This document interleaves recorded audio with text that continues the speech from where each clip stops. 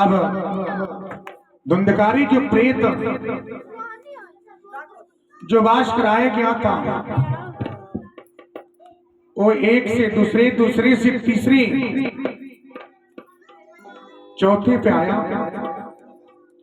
उसके बाद कथा ज्यों ही आगे की ओर जा रहा था, धुंधकारी प्रेत का स्थान बदलता जा रहा था। चौथे से पांचवा, पांचवा से छठवां पे आया। बोकड़ जी बोले क्या? मन में उनके विचार आया कि क्या करें। शरणागति की मार्ग श्रीमद् भागवत कथा का श्रवण करने से ही होता है। सुखदेव मुनि ने ऐसा उनको ज्ञान दिए थे।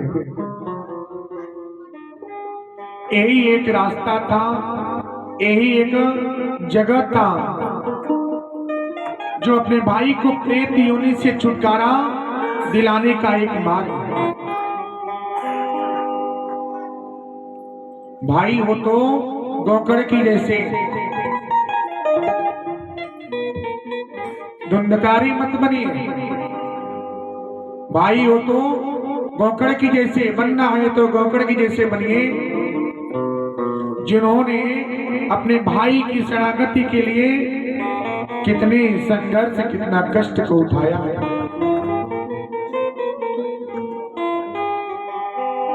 अब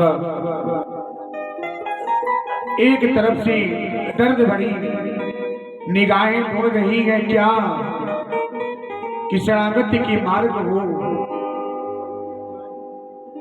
भगवान भी भक्त की परीक्षा लेते हैं। धीरे धीरे समय आया, जैसे ही 6वें स्थान जब मिला, सुखदेव जी मुनि महाराज ने जब राजा परीक्षित की शरणागत की कथा जब सुनाए,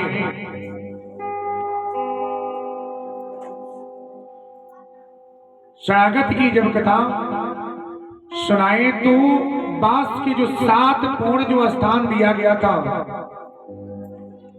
वो प्रेत का स्थान 7वें पे गया। राजा परीक्षित को जी हुई शरणागति का जैसे बीमार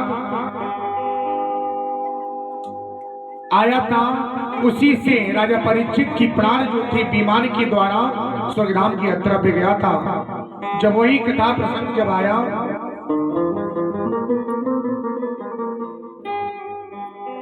सुखदेव मुनि ने कथा प्रसंग में शब्द जब भरा, ते हुई बांस का कोण क्या हुई, फट गया और धुंधकारी प्रेत को शरणागति की मार्ग, शरणागति की मार्ग बना और स्वर्ग से उसके लिए विमान आया और विमान पे बैठ करके धुंधकारी प्रेत की जो आत्मा थी वो दिव्य लोक को प्राप्त हुआ। सुनने श्रवण करने में और सुनने में बहुत अंतर है। श्रवण करना यानी कि सुन करके उसके बारे में क्या करना है, चिंतन मनन कीजिए, मंथन कीजिए कि आज आपने क्या सुना है। जब उसके बारे में गणना करेंगे तब आपको पता चलेगा कि आप कथा का कितना फल आपको प्राप्त हुआ है। जिस तरह से एक साहूकार, बड़े सेठ महाजन जो होते हैं, जो दिन भर में क्या उन्होंने बेचा उसके कोई हिसाब नहीं, जब जाते समय होता है तो पता चलता है क्या मैंने इतने का पूंजी लगाया और इतना हमको मिला है, ये आपका फायदा है। तो उसी तरह से आपने कथा श्रवण किए हैं, तो इतने शब्द में क्या आपने ग्रहण किए।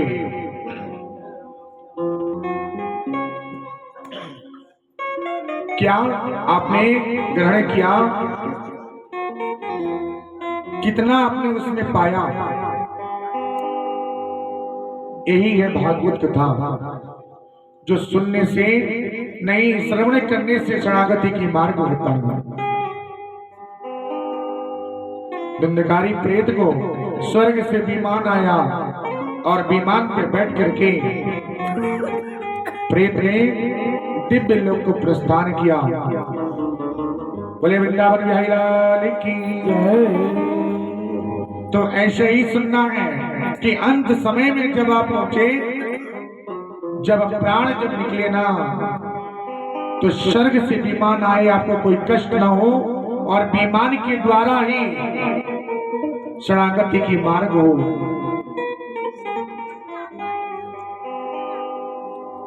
बोले वृंदावन बिहारी लाल की जय। बोल के जाना रे, सब लोग अपने अपने का नाम थोड़ा थोड़ा